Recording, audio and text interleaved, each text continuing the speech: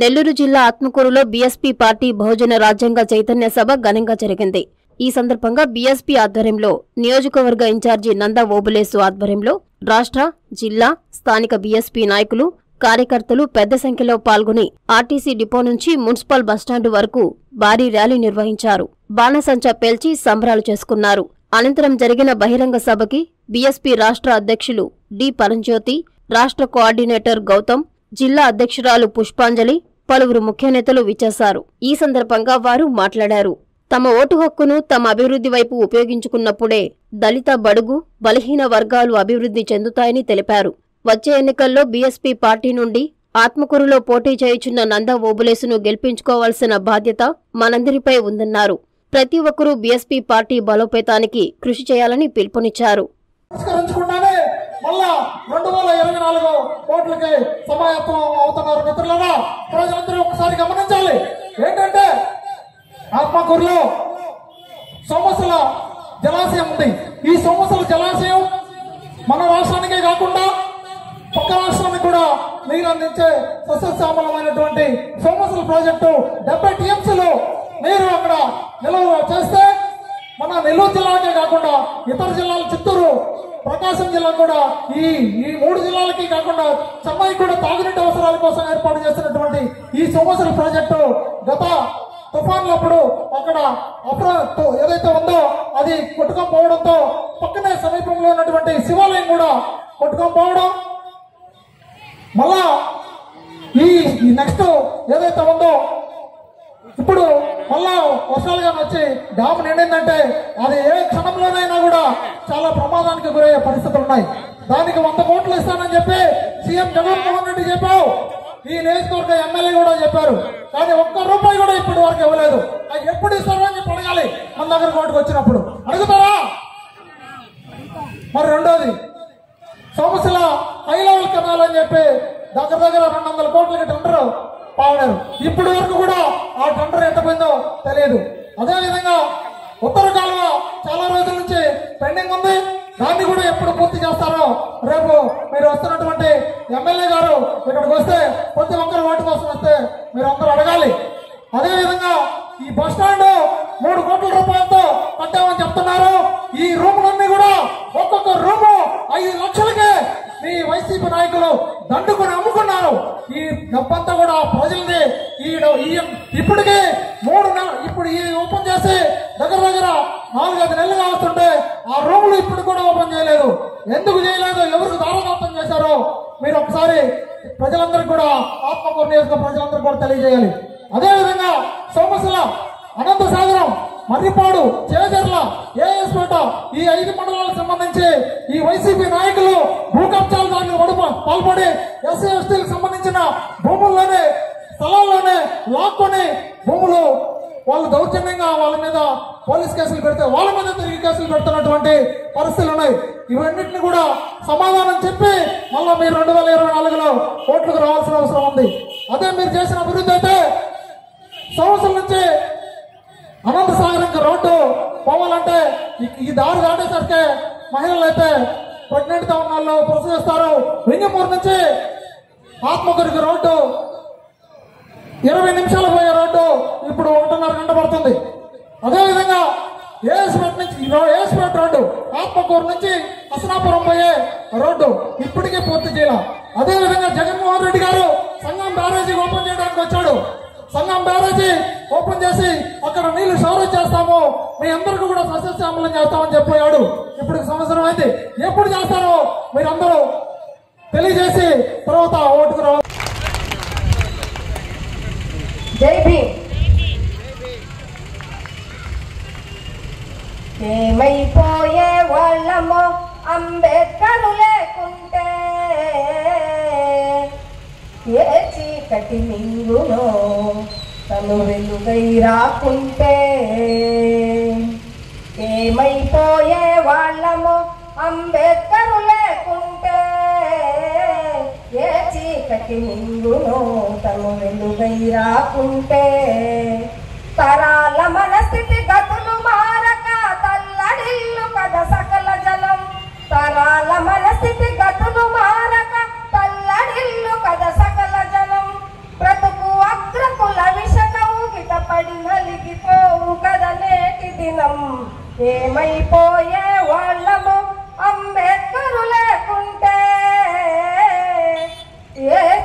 చీకటి మింగునో తను వెలుగై రాకుంటే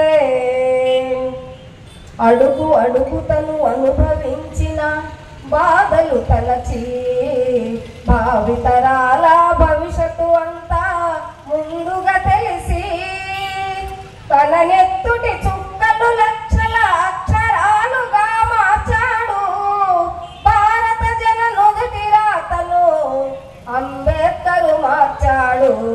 ఏమైపోయే వాళ్ళము అంబేద్కరు లేకుంటే, ఏ చీకటి మింగునో తను వెలుగై రాకుంటే. రాజ్యాంగం అణువు అణువులో జీవం నింపి నేల మీద ప్రతి జీవజాతికి మనుగడ చూపి, రాజ్యాంగం అణువు అణువులో జీవం నింపి నేల మీద ప్రతి జీవజాతికి మనుగడ చూపి, ప్రపంచమే తొంగి చూసిన ప్రతిది పొందుపరచాడు. ప్రపంచమే తొంగి చూసిన ప్రతిది పొందుపరచాడు. విశ్వంలో ఉన్న కానులకు గురువులాగా నిలిచాడు. విశ్వంలో ఉన్న కానులకు గురువులాగా నిలిచాడు. ఏమైపోయే వాళ్ళము అంబేద్కరు లేకుంటే, ఏ చీకటి మింగునో తను వెలుగై రాకుంటే. తెలుసుకొని తెలుపగరండి ఆయన చరిత, గొంతెత్తి వినిపించు మహానీయుని ఘనత. తెలుసుకొని తెలుపగరండి ఆయన చరిత, గొంతెత్తి వినిపించు మహానీయుని ఘనత. నిన్న నేడు రేపటి పేరు పేరున నా చెప్పిండు. సమయం లేదు కాబట్టి ముఖ్య అతిథులు మనకి విషయాలన్నీ చాలా విషయాలు చెప్తారు కాబట్టి మనకి నేను 2 నిమిషాలు మాట్లాడతాను. ఈరోజు మనము ఈ స్థాయిలో ఉన్నాము అంటే ఎవరి వల్ల ఉన్నాము? డాక్టర్ బిఆర్ అంబేద్కర్ గారి వల్ల మనం ఈరోజు ఈ స్థాయిలో ఉన్నాం. ఎందుకున్నాము? అంబేద్కర్ గారు ఇచ్చినటువంటి ఒకే ఒక ఆయుధము ఏంటది? ఓటు. ఆ ఓటును నేను ఎంతో సాధించి మీకు ఇస్తున్నాను. వెళ్ళి మీ ఇంటి గుడిసెల గోడ పైన రాసుకోండి, ఏ రోజుకైనా మేము పాలకులం అవుతామని చెప్పారు. ఇప్పటికి ఎన్ని సంవత్సరాలు అయింది చెప్పి మనం మాత్రం అక్కడే ఉన్నాం. ఎక్కడున్నాము? ఓట్లు అమ్ముకునే స్థాయిలోనే ఉన్నాం. మనం అమ్మే కొట్టి వాళ్ళు కొనుక్కుంటానే ఉంటారు. ఓట్లన్నీ ఎవరి? బహుజనుల ఓట్లు. 80% ఉన్నటువంటి బహుజనుల ఓట్లని 20% ఉన్నటువంటి వాళ్ళు ఓట్లు కొనుక్కొని రాజకీయంగా పైకి ఎదిగి వాళ్ళ సామాజిక వర్గాన్ని మాత్రమే వాళ్ళు పైకి తీసుకుపోతా ఉన్నారు. ఒక 2 కుటుంబాలు 3 కుటుంబాలు పరిపాలిస్తున్నారు. మరి మనమందరం ఎక్కడుండాలి? అంబేద్కర్ గారు ఓటు ఎక్కించినందుకు సమాజాన్ని స్థాపించాలి, సామాజిక పరివర్తన తీసుకురావాలని. ఓటు అనే ఆయుధంతో మీ అగ్రకుల మనువాద కూటలు కోల్పోతా ఉన్నాం.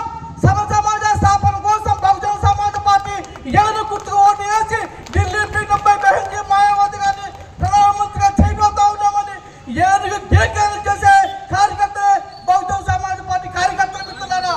కాబట్టి ఆ దమ్మున మీకు అందరికీ నేను మరొకసారి జయం చేస్తా ఉన్నాను మిత్రులారా.